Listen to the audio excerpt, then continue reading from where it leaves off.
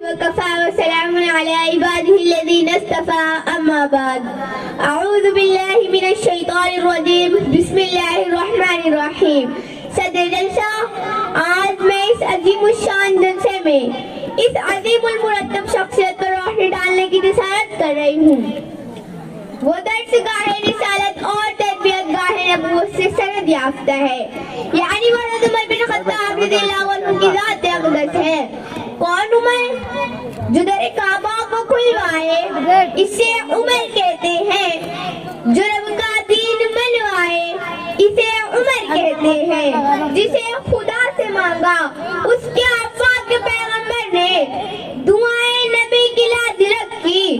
پھر مرد قلندر نے، عرب کے مرد حور نے، عظمت نے، سکندر نے، وہ جس کے حکم کو مانا ہواؤں نے، سمندر نے، جو دریا خشک چلوائے اسے عمر کہتے ہیں. جو رب کا دین منوائے اسے عمر کہتے ہیں. دم ہجرت کو نکلا اور للکارا پجاری کو، بو جہل، بو لہب، ہر بدبخت ناری کو کیا کہا حلالی ہو تو روکو عمر کی اس سواری کو. میں موتیں بانٹنے نکلا ہوں، میں موتیں بانٹنے نکلا ہوں. بتلا دو بھکاری کو جو کفر کے چکے چھڑوائے اسے عمر کہتے ہیں. جو رب کا دین منوائے اسے عمر کہتے ہیں. عمر وہ جو اٹھے تو تربیت کا عنوان بنے، ممبر پہ چڑھ کے بولے تو حق کا بیان بنے، ہجرت کرے تو جہاد کا اعلان بنے، مشورہ دے تو رب کی زبان بنے، بول قرآن بنے تو میزان بنے. وہ عمر جس کو نبی نے اپنی دعاؤں میں مانگا، میرے آقا نے غلاف کعبہ پکڑ کر کہا کہ یا اللہ عمر دے دے یا عمر دے دے. میرے محبوب کی دعا گئی عرش پہ، خدا نے کہا اے جبرائیل میرے محبوب نے کہا ہے کہ عمر دے دے یا عمر دے دے. جا دونوں کے دل لے کر آ، میں دونوں کے دل دیکھوں کسے چننا ہے. عمر کا دل دیکھوں کہ عمر کیوں نہیں مانتا. ابو جہل کا دل دیکھوں کہ ابو جہل کیوں نہیں مانتا. عمر کا دل دیکھا، عمر لا علم ہے اس وجہ سے نہیں مانتا. ابھی تک پیغام نہیں پہنچا اس وجہ سے نہیں مانتا. ابھی تک دعوت نہیں پہنچی اس وجہ سے نہیں مانتا. ابو جہل ضدی ہے حالانکہ اس کے سامنے پتھروں نے کرنا پڑا. ابو جہل ضدی ہے حالانکہ اس کی مٹھیوں میں کنکریوں نے کرنا پڑا. ابو جہل ضدی ہے حالانکہ اس کے سامنے چاند اور ٹکڑا ہو گیا. خدا نے کہا جو ضدی ہے اس کو اٹھا کے جہنم میں پھینک دوں گا، اور جو لا علم ہے اس کو علم دے کر محبوب کے قدموں میں بھیج دوں گا. مرد جلال مرد ہنر بھیجنا پڑا، مرد جلال مرد ہنر بھیجنا پڑا. اونچے بدن پہ اونچا ہی سر بھیجنا پڑا. سب سے بڑے نبی کی حفاظت کے واسطے فولاد سے بھی سخت بشر بھیجنا پڑا.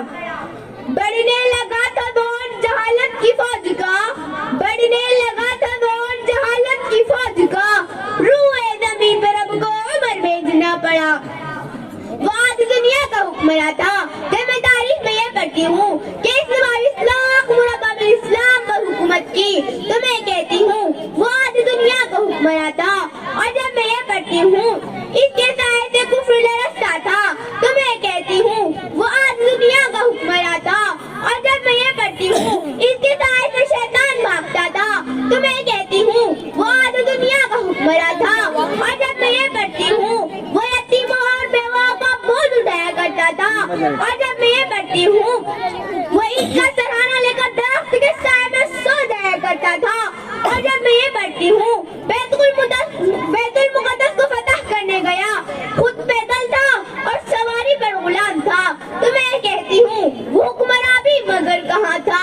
وہ آج دنیا کا حکمراں تھا، حکمراں بھی مگر کہاں تھا. بگڑتے موجوں پہ حق پرستوں کی سادہ کشتی کا بادبا تھا. ایک صفت مجاہد جو سوئے منزل روا دوا تھا. بڑا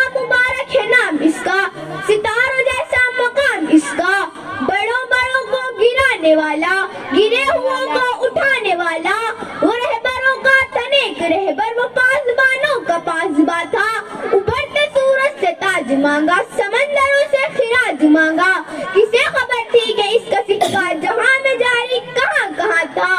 حسن سے پوچھو, علی سے پوچھو, تم اس کے بارے نبی سے پوچھو. اندھیری شب میں چراغ بن کر ساری دنیا میں ذوفشا تھا.